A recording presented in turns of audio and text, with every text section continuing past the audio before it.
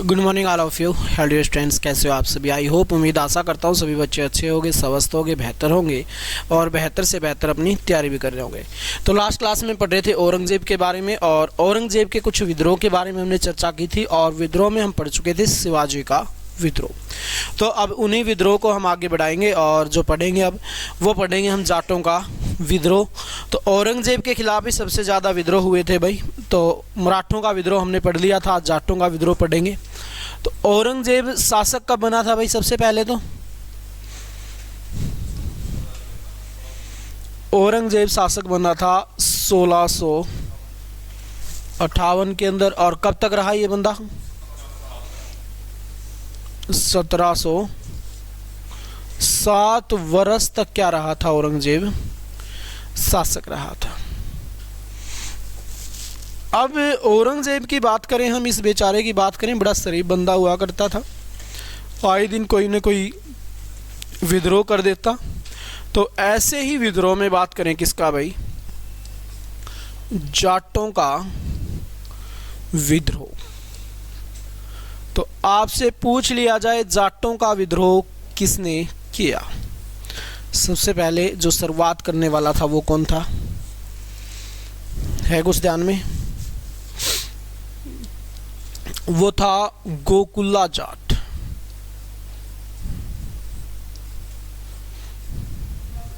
हाँ जी, गोकुला जाट। ये क्या हुआ करता था भाई? जाट नेता हुआ करता था जिसने पहली बार क्या किया था? औरंगजेब का विद्रोह किया था। तो जाटों का नेतृत्व की शुरुआत करने वाला कौन था भाई? गोकुला जाट हुआ करता था। हाँ जी, औरंगजेब का विद्रोह।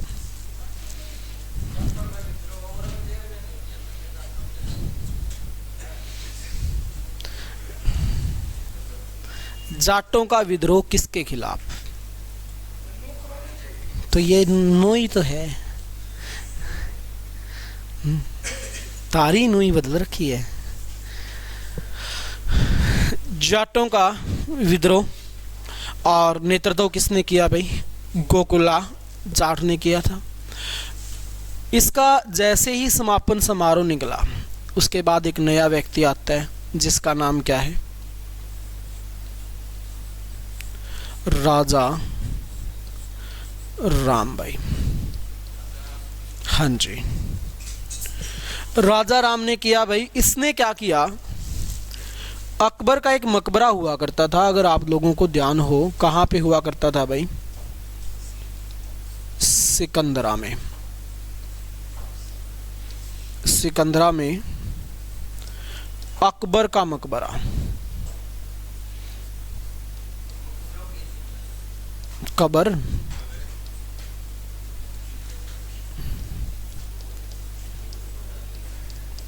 अकबर का मकबरा हुआ करता था। इसको क्या कर लिया भाई? लूट लिया। राजा राम ने भाई, मोहन राय नहीं। सिकंदरा में स्थित अकबर के मकबरे को लूटा।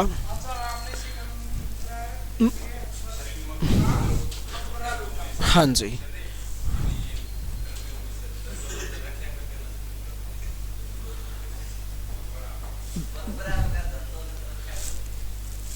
कबर होती थी भाई, और कबर का धन दौलत नहीं लूटी। ये राजा, इसके पास धन दौलत की कमी है। इतने माड़े दिन आगे कि मकबरे में से धन दौलत लूट के लेके आएगा। लूटने का मतलब क्या है कि उसकी कबर को निकाला और वहां से निकाली अस्थियां, और उन अस्थियों का हिंदू रीति रिवाजों के तहत अर्थी विसर्जन किया गया गोदावरी नदी के अंदर। अब मुसलमान क्या करते हैं? दफनाते हैं। हमारे यहाँ हिंदू क्या करते हैं? जलाते हैं। और फिर आप उसको कहते हो, वो चुक्के लेके आते, फूल लेके आते हैं, और फूलों का क्या करते हो? फिर आप नदी के अंदर प्रवाहित करते हो।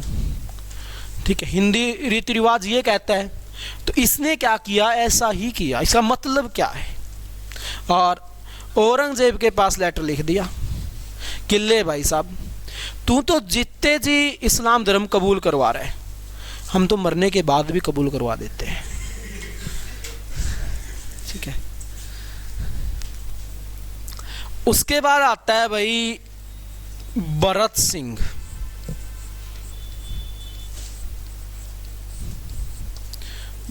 भरत सिंह ने स्वतंत्र जाट नगर की स्थापना की जिसका नाम है भरतपुर। कौन सा नगर भाई? भरतपुर नगर स्वतंत्र जाट राज्य है। उसके बाद चूड़ामन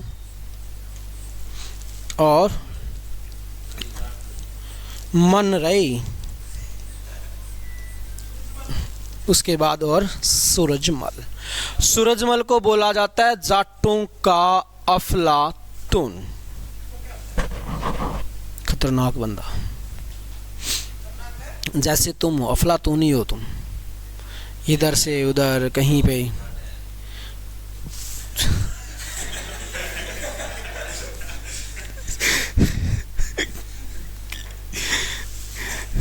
ये चूड़ामन अलग है और सूरजमल अलग है, दोनों अलग अलग नाम है ये, ठीक है। तो यहाँ पे गोकुला ने विद्रोह किया भाई, और एक युद्ध हुआ था इसी टाइम पे, तिलपत का युद्ध। ये ढूंढ के आना आप लोगों को कब हुआ था। हाँ जी, कल अगर ये नहीं बताया तो मैं सारे न काटूं। अच्छा बेशरम इंसान है तुम तो।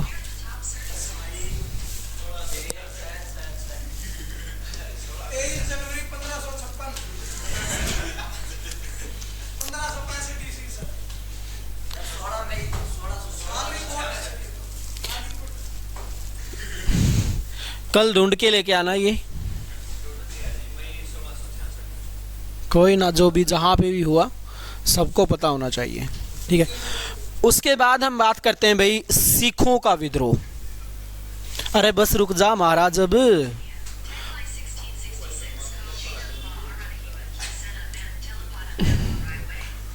सिखों का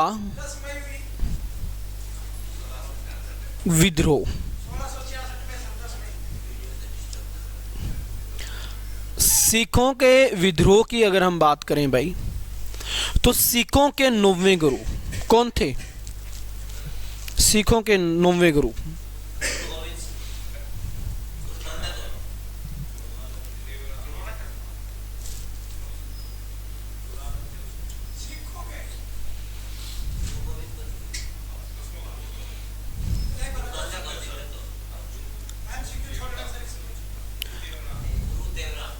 देवरा। मेरे रामखोर इंसानों, सिखों के 9वें गुरु गुरु तेग बहादुर।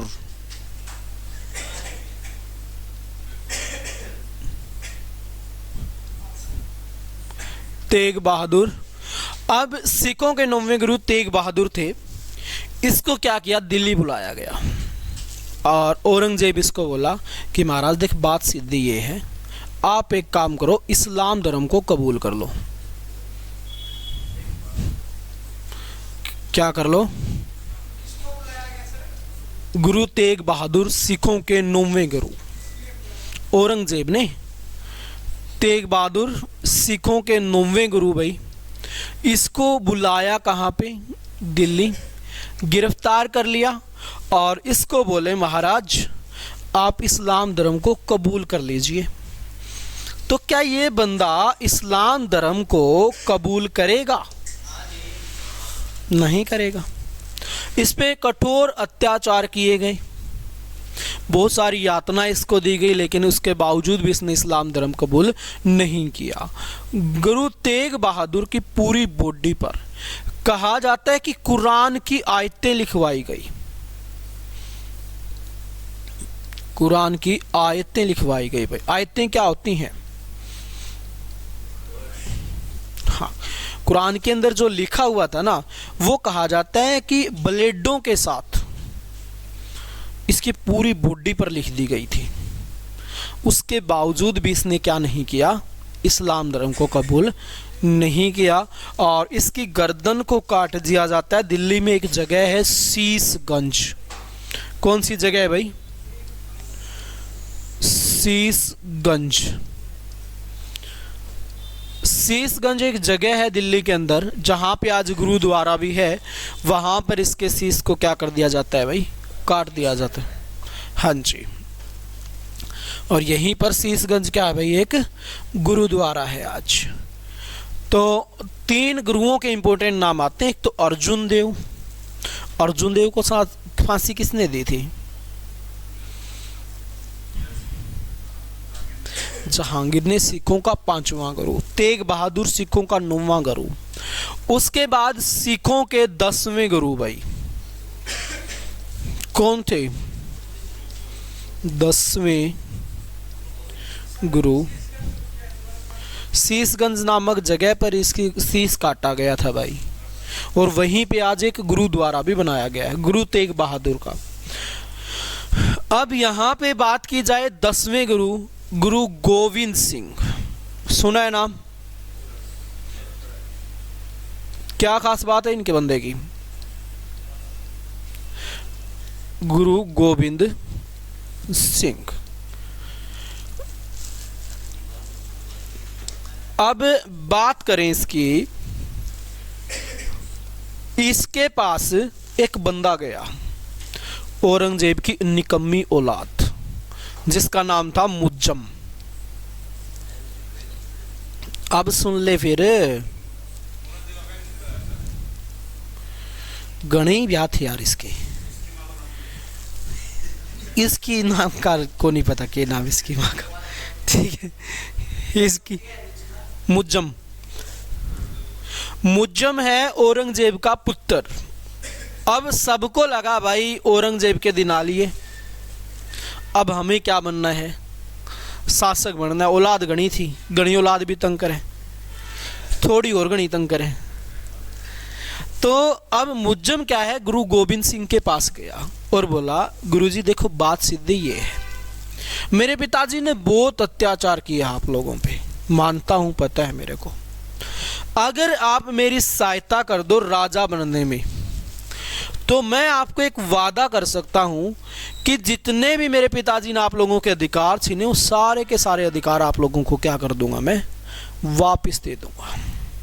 बस आप मेरी क्या कर दो, सहायता कर दो। तो क्या गुरु गोविंद सिंह मुज्जम की सहायता करेगा? कर देगा, क्या जाएगा। सिखों का 10वां गुरु है, दक्षिण भारत में बैठा हुआ है, इसने कर दी हाँ कि जी ठीक है मैं आपकी सहायता कर दूंगा। तो गुरु गोविंद सिंह ने क्या किया भाई, खालसा पंथ,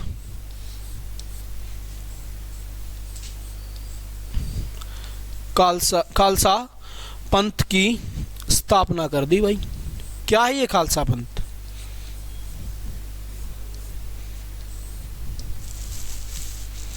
मार देंगे या मर जाएंगे, पीछे नहीं हटेंगे। आपने वो देखा होगा, आप गुरुद्वारा वगैरह में जाते हो तो बाला लेके रहते हैं वहां पे कुछ व्यक्ति, नीले कपड़े पहन के। फालतू बोलोगे टांग देंगे, ठीक है, गोड़ा देते हो, ठीक है। तो वो बड़े खतरनाक बंदे हैं भाई। आप जाओगे कहीं गुरुद्वारा में, खासकर पंजाब में, आप अमृतसर चले जाओ, ठीक है, पूरे उसमें आपको मिलेंगे। यहाँ पे अपना ये रहा गुरुद्वारा, इस पे नागौरी गेट पे, यहाँ पे चले जाओ, यहाँ पे भी मिलेंगे आपको। अधिकार है उनको,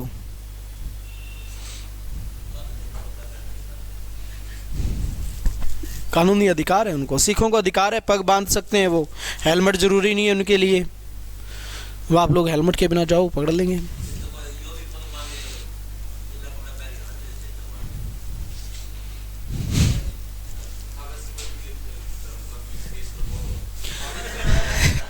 खालसा पंथ की स्थापना इसने कर दी भाई। गुरु ग्रंथ साहिब की स्थापना,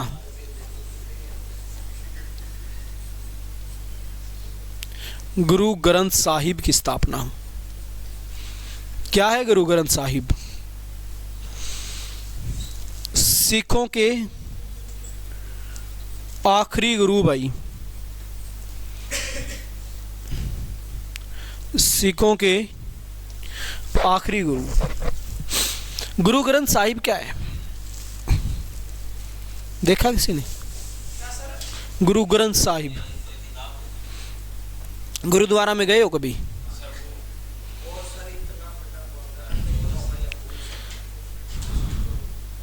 हाँ, ग्रंथ होता है जो सिखों के 10वें गुरु थे गुरु गोविंद साहिब, इसने इसकी रचना की थी और कहा था कि मेरे बाद अब कोई भी सिखों का गुरु नहीं होगा, जो भी सिखों का होगा वो क्या होगा?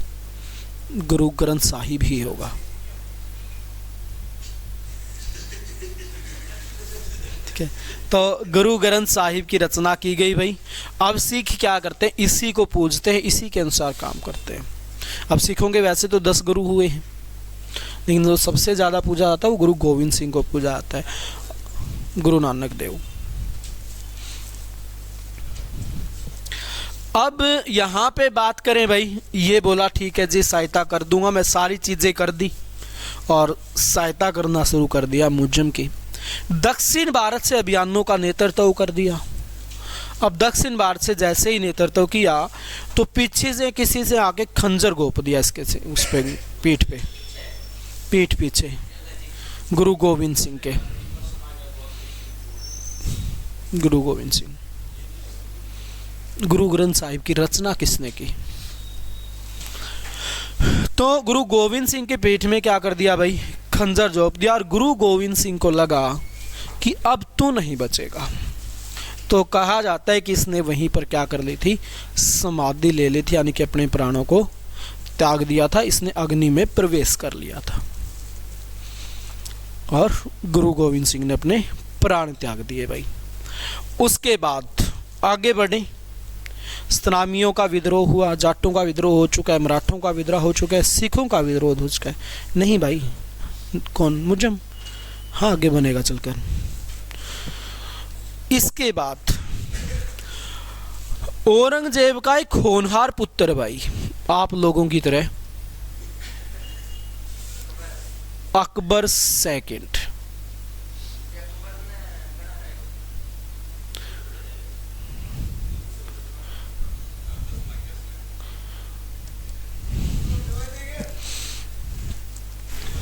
ये पानी की बोतल लेके गया था। ठीक है, अकबर जो सेकंड था ये मित्र हुआ करता था भाई किसका? अजीत सिंह का, जसवंत सिंह का। ये राजपूत हुआ करते थे। इसका राज कदी को नहीं है, तू बात सुनी जा पहले, आगे मत भाग।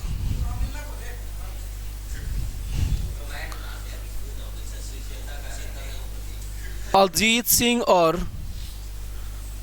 जसवंत सिंह भाई, जसवंत सिंह और अजीत सिंह क्या हुआ करते थे? ये हुआ करते थे दो दोस्त भाई। किसके? अकबर सेकंड के। एक दिन अकबर सेकंड इनके पास बैठा हुआ भाई, आराम से एक दीवार पे बैठे हुए थे, इधर उधर देख रहे थे। अकबर को ध्यान आया, यार तेरे को भी तो राजा बनना चाहिए। तो अब अकबर को देख के ये लग रहा है कि भाई आने वाली 15-20 साल ही निकालेगा बस ये, उसके बाद मर जाएगा। बीमार को नहीं, वैसे ही कई आदमी जन्म से ही बीमार होते हैं। बात है 1685 की भाई। देखने में लगता है 15-20 साल और जिएगा ये बंदा, बस फिर टप जाएगा। इधर औरंगजेब को देख के लग रहा है कि ये 20-25 साल मरेगा ही नहीं। समस्या ये हो गई, पुत्र जिएगा नहीं और बाप मरेगा नहीं। टेंशन होगी अकबर के। इन दोनों ने बोला, भाई यार वो मेरे लो बापू ने देखे तो लागो मरे ही को नहीं, और मैं शासक बनने का लायक हो गया, और वो जब तक मरे मेरो तो खेल खत्म हो लेगा। मैं शासक कद बनूं। अजीत सिंह और जसवंत सिंह दोनों थे तारावर के जमा सागी स्वादो जमा नु बोले, बिला रहा आराम खोर, तेरे जैसे आदमी का गला नू ही बनया करे, बिला नू ही कहता बनया करे, बिला और के। अगर तेरे को शासक बनना है तो तेरा बापू का काम सेट कर दे, उससे टांग दे और शासक बन जा, नहीं तो बेटा तेरा कुछ नहीं हो सकता। भला ऐसे थोड़ी होता है। भला तू मार लेने देख ले, जद ही हटा दे रास्ता थे। और तारले ने देख ले, तारा जहांगीर ने शुरुआत की थी, उसका बापू का डंडा देकर रखा जब तक शासक ना बना। अरे तेरे लो बाप ने ही देख ले, सारे भाइयों का खेल कदम कर दिया, तेरा दादा भी लपेट दिया, कोई नहीं छोड़ा। तो तू ऐसे ही शासक बन सकता है, तेरे को शासक बनना है तो, नहीं तेरा कुछ नहीं हो सकता भाई। तो अकबर शाह इनको इन दोनों ने क्या कर दिया भाई, पहाड़ पे चढ़ा दिया। ये दोनों अवाबाजी में, सॉरी अकबर अवाबाजी में पहुंच गया। कहाँ पे, अपनी तलवार उठाता है और ये पहुंच गया दरबार में भाई।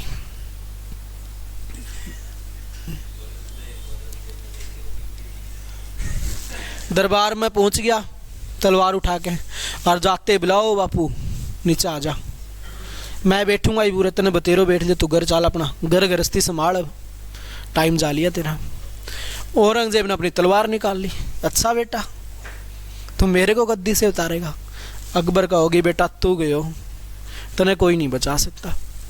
इन दोनों महान आदमियों ने कह रखा था कि भाई कोई भी दिक्कत आए तो हम साथ में हैं। गया अजीत सिंह के पास, बुलारो मेरे लो बापू पीछे लग रहा, महाराज तो काटे कति छोड़े ही नहीं। तो अजीत सिंह बोला अरे तू मेरे दौरे कड़े आ गए हो, जसवंत सिंह के पास जा, वह तेरी सहायता करेगा। भागा भागा जसवंत सिंह के पास गया।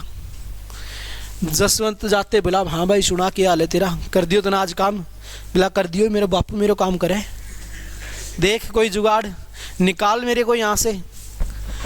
तो जसवंत बोला अच्छो रहे कड़े सी आलियो, बोला दूरी है, बोला तो आनंद हो रहे है, बोला तू कर अजीत सिंह के पास जा। बोला तब ना अच्छे बैंड बना रखे हो मेरे, एक उसका नाम ले दे, एक उसका नाम ले दे, उसने तो तेरे दौरे भेज जाऊँ। बोला फिर तू कर, तू दक्षिण भारत भाग, यहाँ कुछ नहीं हो सकता, मराठों की शरण में चला जा, मराठे तेरे को बचा सकते बेटा, अब कोई नहीं बचाने वाला। अब मुज्जम कहाँ पे चला जाएगा, दक्षिण भारत, सॉरी अकबर दक्षिण भारत चला गया। अकबर का पीछा करते करते ही औरंगजेब अजीत सिंह के पास गया, बोले मार लो छोरो कोड़े, बोला तार लो छोरो, जसवंत की साइड जाता देखे हुआ है मन तो। जसवंत सिंह दे तार लो छोरो, तार लो छोरो गयो राज उड़े दक्षिण भारत में, पीछे पीछे औरंगजेब। औरंगजेब यहाँ पे पहुंचा और पहुंचते ही इसने विचार कर लिया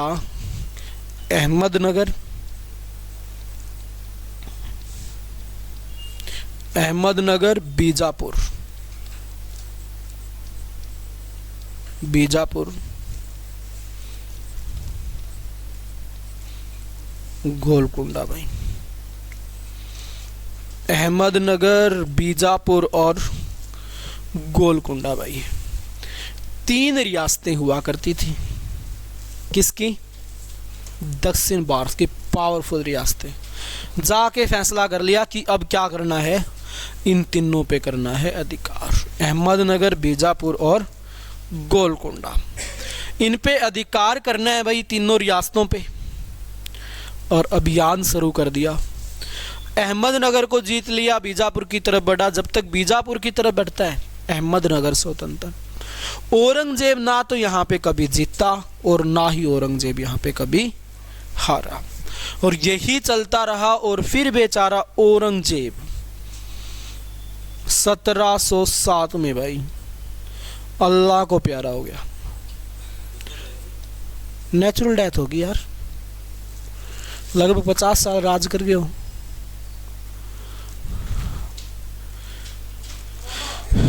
1618 में जन्म हुआ था, कितने साल का हो गया,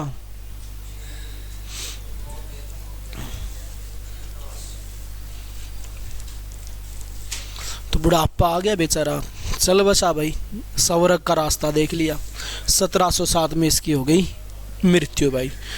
आपसे क्वेश्चन पूछा जाता है औरंगजेब का कब्रिस्तान किसको कहा जाता है? औरंगजेब का कब्रिस्तान किसको कहा जाता है? किसको कहा जाता है भाई औरंगजेब का कब्रिस्तान?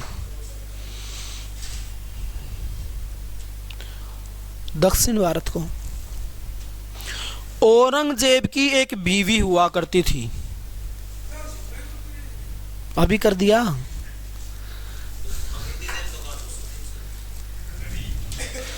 प्रियतम तो एक ही होती है।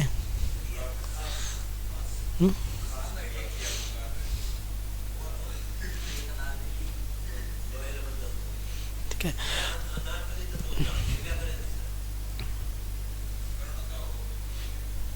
होयो कौन यार, चाहो तो तू भी है।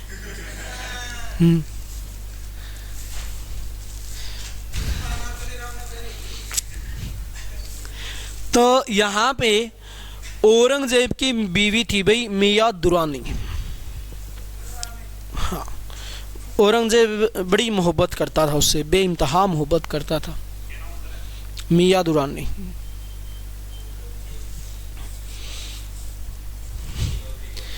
प्रियतम। तो एक दिन ताजमहल का निर्माण कार्य चल ही रहा है, आपको पता है किसने बनवाया? शाहजहां ने निर्माण कार्य शुरू कर रखा है ताजमहल का। रात का समय, सर्दियों का मौसम है।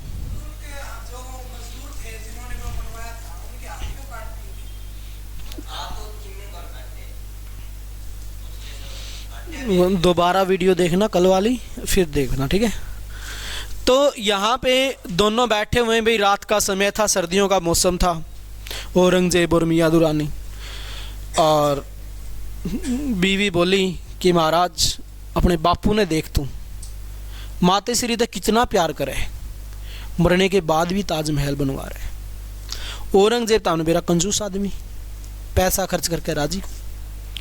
बोला फिर पिता तो मरने के बाद बनावे, कहती हो तो तेरा काम सेट कर दूं।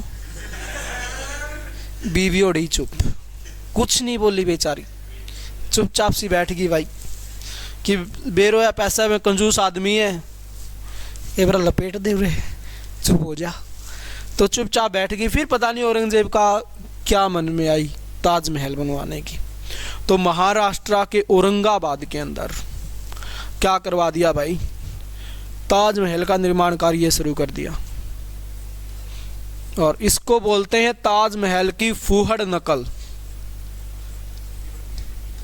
फूहड़ नकल मतलब कोशिश की गई दूसरा ताजमहल बनाने की, लेकिन बना नहीं पाया भाई।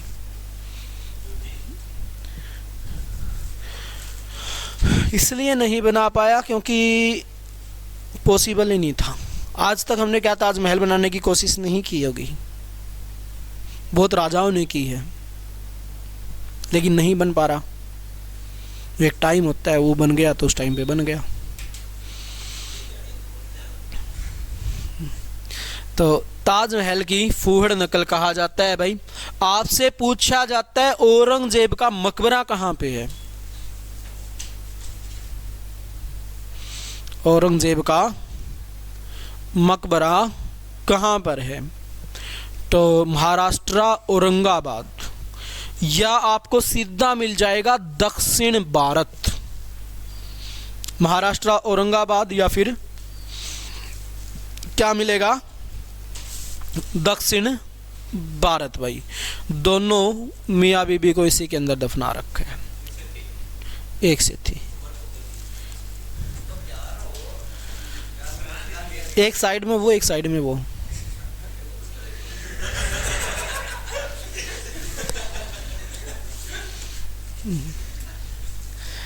तो ताजमहल की फूहड़ नकल बोला जाता है भाई किसको? बीबी के मकबरे को। तो आपसे पूछ लिया जाए बीबी का मकबरा कहाँ पे है?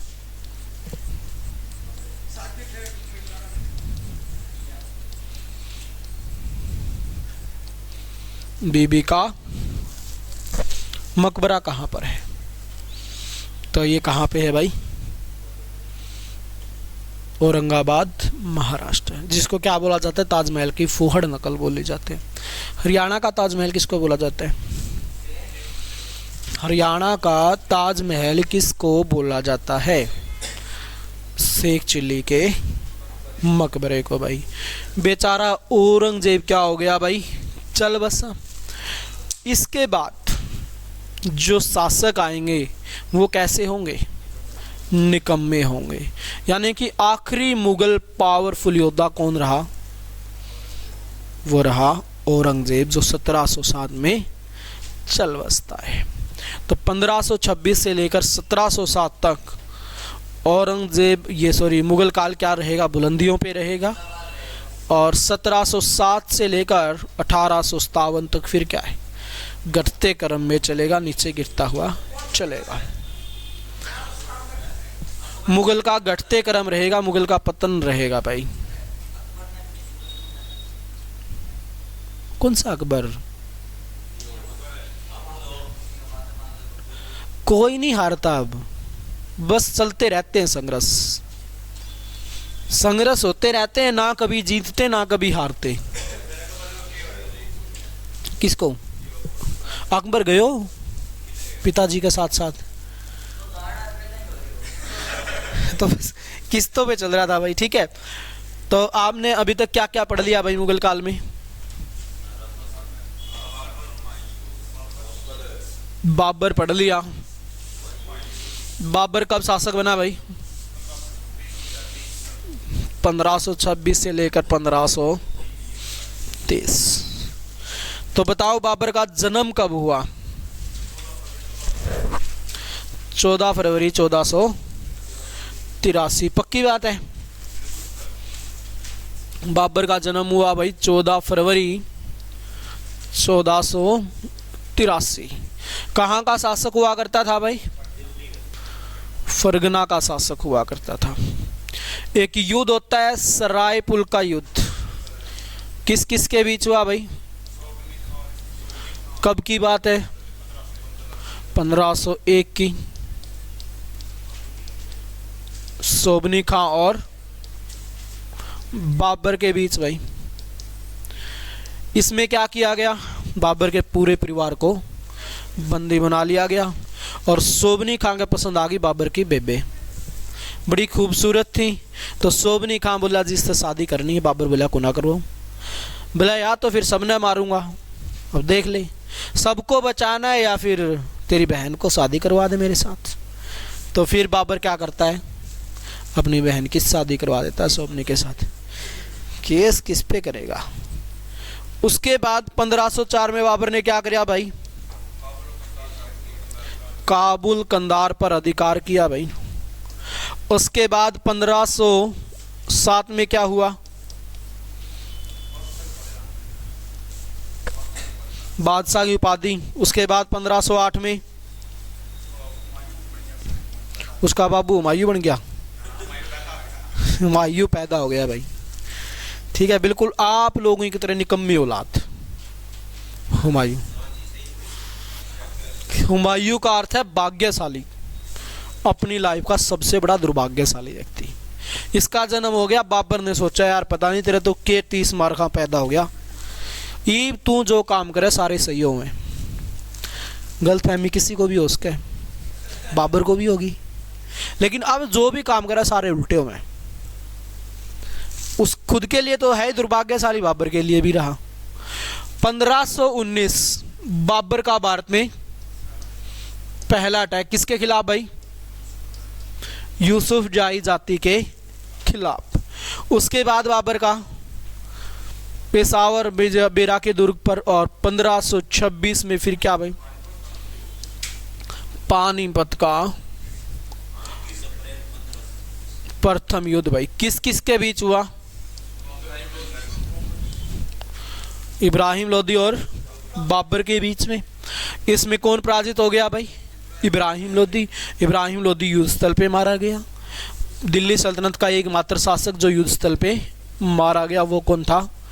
इब्राहिम लोदी। खानवा का युद्ध भाई किस किस के बीच?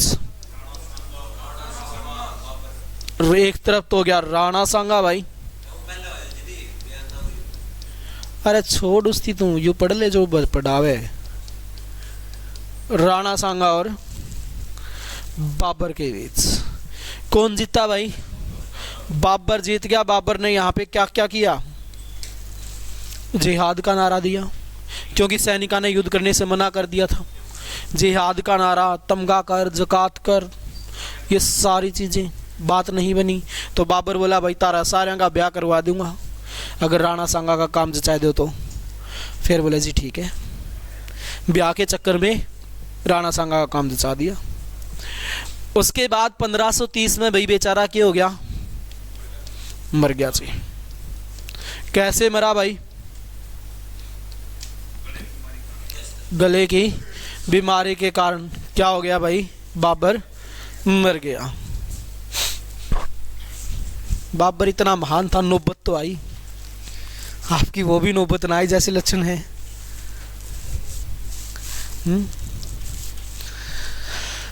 तो इसके बाद अगला शासक कौन बना भाई? हुमायूं। हुमायूं बड़ा होनहार बंदा भाई। कब शासक बना, कब तक रहा? 1540 में निकाल दिया किसने? शेरशाह सूरी ने। और फिर कब तक रहा? 1556 तक। उसके बाद आगे बढ़ाएं। हुमायूं ने क्या किया भाई? कौन सा अभियान चलाया सबसे पहले? कालिंजर अभियान। प्रताप रुद्रदेव को पराजित। बहम हो गया किसको? दौलत खान लोधी को, कि ये अफीम का शौकीन ज्योतिष का अंधभगत 1 साल से युद्ध में बिजी था, अब मैं जाऊंगा और इसका काम सेट कर दूंगा। लेकिन पड़ गया उल्टा। इसके चक्कर में फंस गया कौन? शेरशाह सूरी भाई। 1533 दीनपनाह नगर, दीनपनाह नगर बसाया भाई।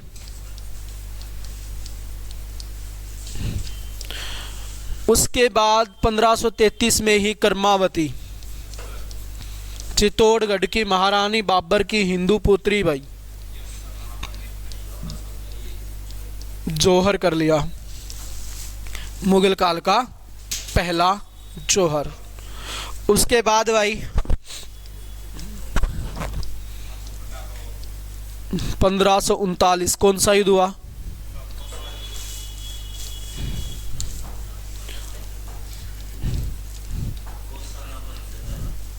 चौसा का युद्ध भाई।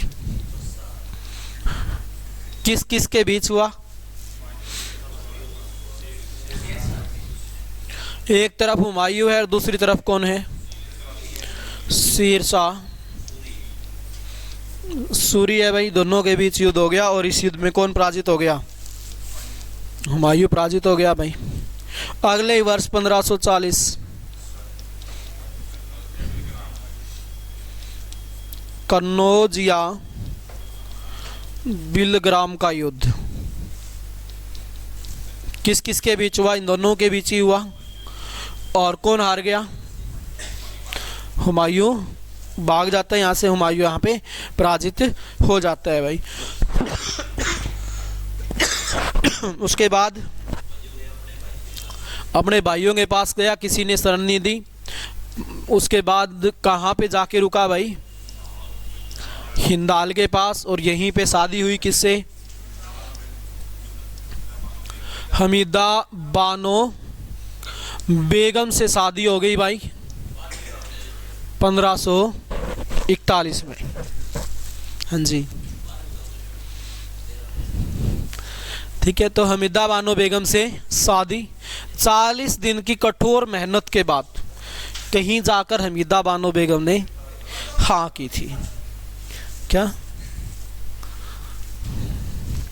उसके बाद बात करें भाई, होनहार पुत्र का जन्म हुआ 1542 में। किसका? अकबर का। अब अकबर का जन्म कहाँ पे हुआ? अमरकोट में। कब की बात है? 1542 की। 1541 में गया था अमरकोट, 1 साल शांति से रहा वहाँ पे, और शांति से एक बच्चे का जन्म हुआ अकबर का। अब शांति से पैदा हुआ पुत्र तो कैसा रहेगा? महान रहेगा। एक भगदौड़ में पैदा हुआ पुत्र, उसकी ज़िंदगी में फिर भगदौड़ ही रहेंगी। जैसे हुमायूं था, बाबर के पास कहाँ टाइम था बेचारे के पास, भागते भागते जन्म हुआ था हुमायूं का, कभी उधर कभी उधर। तो ऐसे ही बेचारा अपने जीवन में भी कभी कभी भागता ही रह गया हुमायूं पूरी लाइफ। कभी एक जगह शांति से बैठा, कहीं बेचारे का कोई लात मार दे, कहीं कोई लात मार दे, पूरी ज़िंदगी ऐसी निकल गई हुमायूं की। तो इसीलिए कहते हैं भाई, शांति से किए हुए काम सारे परफेक्ट होते हैं। भगदौड़ वाला कोई काम परफेक्ट नहीं होता। अकबर का जन्म हो गया भाई, उसके बाद मच्छीवाड़ा का युद्ध और सरहिंद का युद्ध, जिसमें हुमायूं क्या हो गया, जीत गया। और 1555 में दोबारा से हिंदुस्तान के सिंहासन पर बैठ जाता है हुमायूं, और बेचारा फिर यहीं से लाइब्रेरी की सीढ़ियों से गिरने की वजह से इसकी क्या हो जाती है, मृत्यु हो जाती है भाई। उसके बाद शासक बनता है अकबर। अकबर कब शासक बना भाई बेचारा, बड़ा होनहार बंदा है भाई अकबर। 1556 से क्या रहेगा, 1605 तक रहेगा। अब तक का सबसे लंबा कार्यकाल किसका है, अकबर का भाई, फिर औरंगजेब का हो जाएगा। कुछ ही दिनों का फैसला था इनमें। अब बात करें हम अकबर की भाई, 1556 में ही कौन सा युद्ध हुआ, पानीपत का दूसरा युद्ध भाई।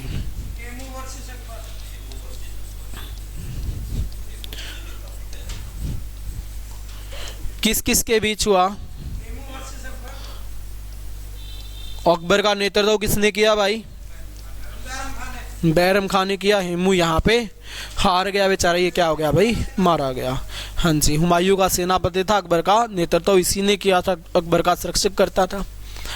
अब हिंदुस्तान के सिंहासन पर बैठ गया भाई अकबर, गाजी की उपाधि दान कर ली, आराम से शासन कर रहा है। लेकिन इसी बीच इसकी लाइफ में भी तूफान आ जाता है, 2-3 बंदे मिलकर तूफान ले आते हैं। अकबर का जिसने लालन पोषण किया था वो कौन थी, महामनगा। महामनगा क्या करती है भाई, वो चाहती है कि अकबर पे अधिकार मेरा हो, उधर बैरम खां चाहता है मेरा हो। अब बैरम खां का ज़्यादा हो चुका है, क्योंकि भाई उसकी वजह से हिंदुस्तान का सिंहासन मिला, उसी की वजह से पानीपत का दूसरा युद्ध जीता। तो अकबर किसकी मानता है, बैरम खां को, महामनगा को टेंशन होगी, आते तो चलती नहीं बिल्कुल भी। तो फिर ये क्या करती है, अपनी पुत्री को बुलाती है, किसको, क्या नाम है, जीजा बानो। जीजा बानो को बोली, बेटी देख बात नू है, वो अकबर सेट करो है, यूँ एक बार सेट हो जाए तो तेरे भाई राजा बन सके, अब देख ले तू तो कुछ कर सके है। तो पुत्री बोली, माँ तेसरी यूँ तो मेरे बाएं हाथ को गेम है, अकबर ने तो मैं मिनटा में सेट कर लूँ। और आखिरकार मेहनत की बेचारी ने, और मेहनत एक दिन रंग लेके आई, अकबर चुंगल में फंस गया। और ऐसा चुंगल में फंसा अकबर कि 1560 से लेकर 62 तक पेटीकोट के शासन में रहा भाई। पेटीकोट के शासन में अपनी हरम की 1 लाख औरतों के बीच रहा था अकबर।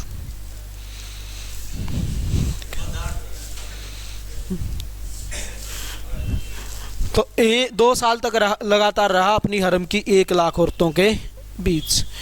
2 साल में निकल के आया बाहर, और फिर सोचा अकबर भाई कुछ नहीं बचा साम्राज्य में, तो 6 साल अपने जीवन के बर्बाद कर दिए तूने। हाँ जी,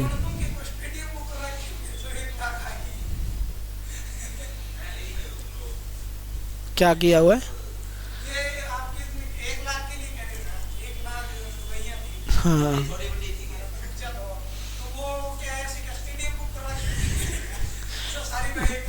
पूरा भारत बुक रखा था भाई इन्होंने, पूरे भारत पे सब राज कर रहे हैं ये।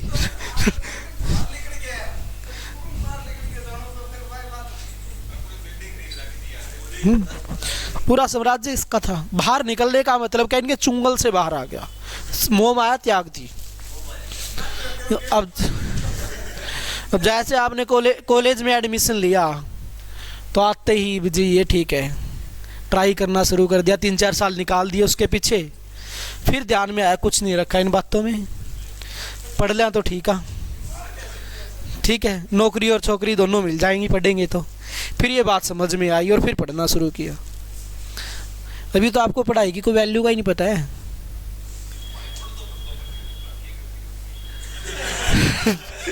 हाँ तो हुमायूं को सुनो, हुमायूं को वैल्यू का कब पता लगा, आधा बूढ़ा हो लिया, लास्ट टाइम आ लिया जब लगा भाई दे इतनी गलतियां कर ली, फिर उसको समझ में आई यार जे तू थोड़ी ही मेहनत कर लेता तो तू एक बहुत अच्छा राजा बन पाता।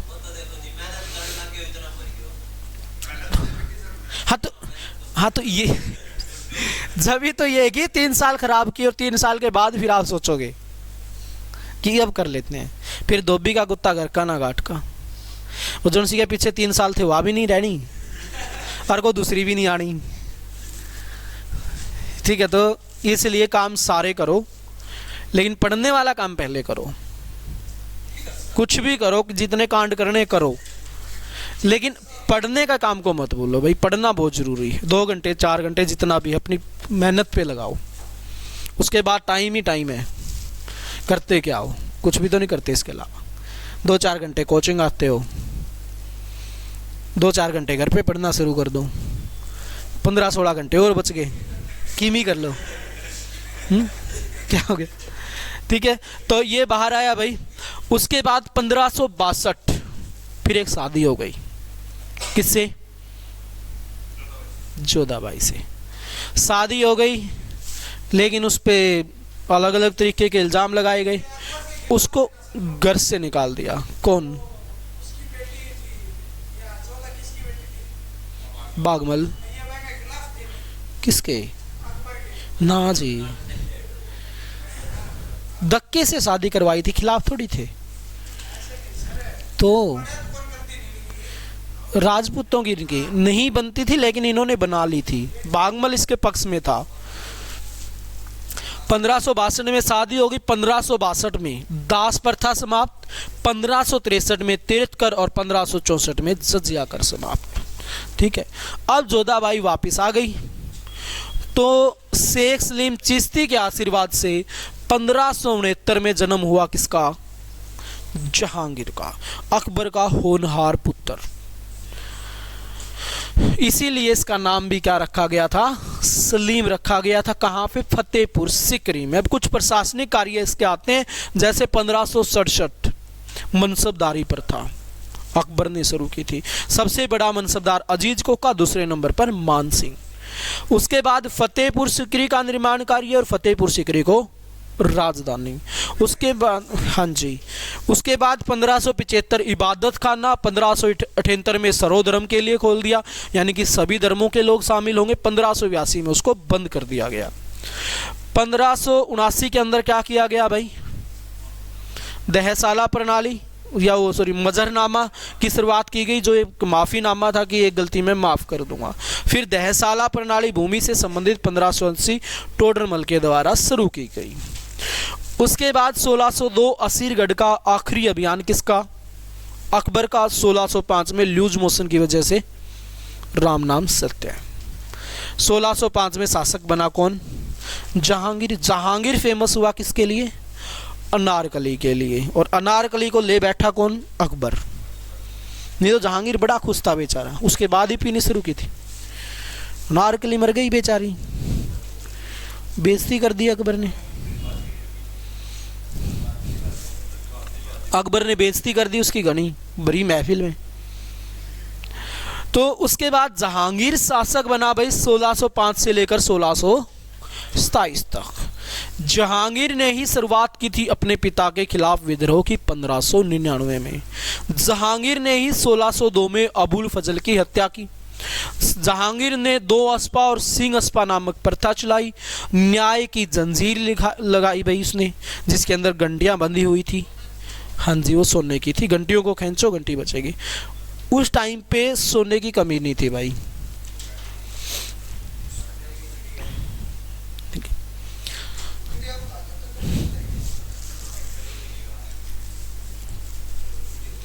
ठीक है, पैसे की भारत में कमी नहीं है। हमें लगता है कि भारत में बहुत कमी है। कल की ही बात करें, हम पंचकुला गए हुए थे, वहाँ से चले गए मंदिर में। मंदिर वहाँ पे मनसा देवी का मंदिर चंडीगढ़ में, अगर आपको पता हो। वहाँ पे जितना भी दान दक्षिणा आता है उसको वो सार्वजनिक रूप से दिखाते हैं। 31 तारीख से लेके 4 तारीख तक, वो सॉरी अब कल तक का उनके पास जो रिकॉर्ड था, 14 करोड़ कुछ लाख रुपए का दान आ चुका था 3-4 दिनों के अंदर। 14 करोड़ कुछ एक्स्ट्रा और था, लाख थे, कितने लाख थे ध्यान नहीं है प्रॉपर वैसे। और लगभग 64 किलो चांदी। सोना नहीं देखा, शायद कम था सोना, नहीं ध्यान। मनसा देवी का मंदिर। तो अब देख लो, अब इतना पैसा मंदिरों में आ रहा है इतने कम टाइम में, तो भारत में पैसे की कमी है? नहीं है। मंदिर भी नहीं चलते भाई, मंदिर भी किस्मत वालों के ही चलते हैं, ठीक है, उसके लिए भी किस्मत होनी चाहिए। ऐसे ही है, हमारे देश का संविधान ही ऐसा डेवलप है, ठीक है। उसके बाद जहांगीर शासक बन गया भाई। जहांगीर 1605 से 1627 रहेगा, 1627 में चल बसा। और जहांगीर के बाद अगला शासक कौन बना? शाहजहां। शाहजहां ने क्या क्या किया? ताजमहल बनाया और शीश महल बनाया, और मोती मस्जिद, जामा मस्जिद, लाहौर की मस्जिद इसने बनवाने का कार्य किया। आगरा का किला बनवाने का इसने कार्य किया भाई, ठीक है। 14 संतानों को जन्म देने का कार्य इसने किया, उसमें से वो अलग बात है जीवित 7 रही सिर्फ, ठीक है। उसके बाद औरंगजेब शासक बना, अपने भाइयों का काम सेट किया, बापू का काम सेट किया और शासक बन गया। और अभी आपने औरंगजेब के बारे में पढ़ा था, ठीक है। कई पढ़े हैं भाई, छोटे छोटे बेचारे। बहादुर शाह जफर, ये आखिरी पावरफुल हो गया, और आखिरी शासक बहादुर शाह जफर सेकंड, ठीक है। कल पढ़ेंगे शेरशाह सूरी के बारे में। ना 2-4 औलाद और थी, मर मार गई थी, बेवड़ी थी सारी की सारी। बड़ा ये था, योग्य भी यही था। जहांगीरों की योग्य शासकों में गिनती होती है, भले ही बेवड़ा हो, ठीक है भाई। सारा का सारा मुगल काल रिवाइज करवा दिया। कल अगर याद नहीं मिला,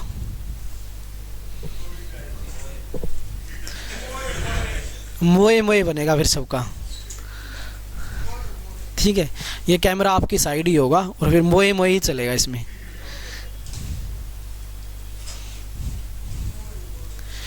चलो भाई, तो फिर यहीं पे विराम देते हैं, कल शेरशाह सूरी के बारे में पढ़ेंगे।